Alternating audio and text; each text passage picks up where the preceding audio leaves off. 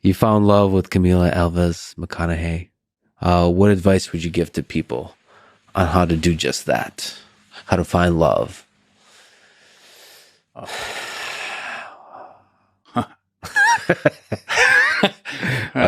This wonderful subject's been discussed since the beginning of time, hasn't it? Love it. So I can tell you what things I've kind of learned, and I'm still learning. You know, love is one of those mystical successes. It doesn't make sense.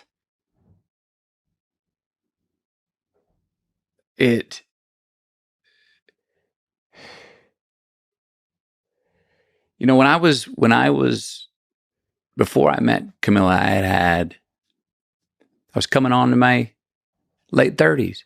As much as I'm not a person that is guided by timelines, my life had not really added up to what I thought it was going to be relationship-wise. I thought by that time I would have met the woman I loved, married, and started a family. And that hadn't happened. And I did find myself doing that thing I was doing at the Amazon, looking around the corner. Mm-hmm. Any prospective possible female I met that I was attracted to, I was like, maybe this is the one. I make the joke, but it's true. It's like at every red light, I'm like checking out who's next to me in the produce section at the supermarket. I'm like, who's in the produce section? It's like looking. Yeah. When you're in that zone, you can also be a little intrusive. You can trespass on you can get outside of yourself. Mm. You can be overly impressed and not as involved and have your own constitution and sit back. And therefore, if you're outside of yourself, you're less attractive to your possible mate. I've got a series of dreams that I've written about, but I had one then that was very spiritual. That was me as a 88-year-old bachelor who never got married. And it was a beautiful dream. Where on paper, I thought that should be a nightmare. It wasn't. What that dream did for me was allow me to go,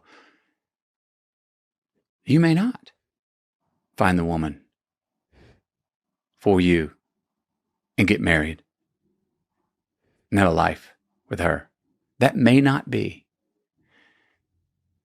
And for the first time in life, I was okay with that. Mm-hmm. Not more than intellectually, spiritually, I was grounded. I was like, okay. Then I'm moving through the world, and on this particular night, as myself, not intruding, I was inviting. I did see her move across the room and did not say, who is that? I said, what is that? Mm-hmm. And then did move to call her across the room. So I did invite, but I was not outside of myself. And I was able to be myself with her, what my eyes saw, everything that she turned out to be when the lens got zoomed in, more details got known, and we began to talk and got more intimate and closer together and spend more time, became true and then some. But not every single thing that I imagined when I saw her move across the room turned out to be true and then some. In just the image. We had a similar moral bottom line about life, each other, how we treat ourselves, what we respect, what our own constitutions were. We had similar perspectives on raising children, which was very important to me and her. And then we just enjoyed each other's company. Yeah. And we laughed together. And we supported each other, and we promoted more of each other, and we lit each other's fire. Mm-hmm. And if one was rolling, we kept dishing. You'd go again. Take the next shot. More. Yeah. This was a biggie too. Getting excited for each other's success. Yes. To be able, I think it's very important. We all have jealousy. I get it.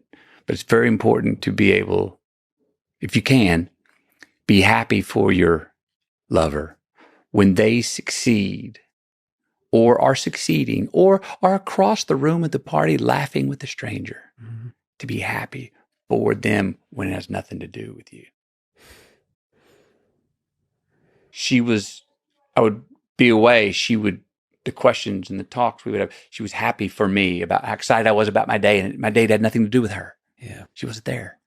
And I found myself not telling myself to be happy for her, but being really, really happy for her when she would tell me about something that happened that day with her. And as much as I went through my head, oh, I'd have been great if I would have been there. Yeah. I was like, no, I don't want to trespass on that. That you had that. Yeah. Independent of me. Bravo. That's a choice you make, not to give any time to the jealousy, to the very natural jealousy that we humans have. It sure doesn't have any. I don't see the residuals in it. True. I've got it. I've had it. And I have it. I just don't, I haven't seen where it has any payback.